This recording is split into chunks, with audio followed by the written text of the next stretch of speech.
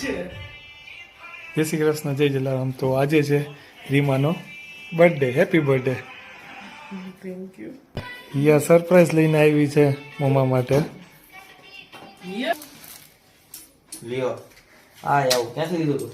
દીવો બેન happy birthday to you, happy birthday to Reema, અંદર રાખી દે. Happy birthday to you.